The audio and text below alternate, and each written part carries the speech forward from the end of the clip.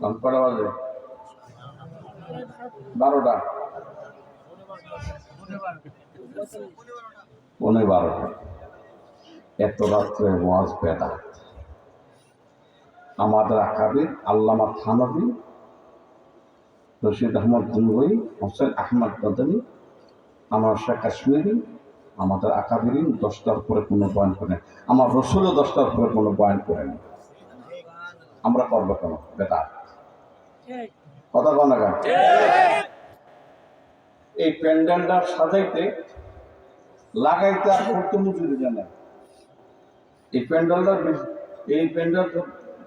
লাগাইতে আর করতে মজুরি জানে। এটা ভিতর মজুরি বেশি দরকার। 2 দিন মাহফিল দাও, সবাই খরচ দেবেন নি? কারা কারা? আল্লাহ কবুল করুন।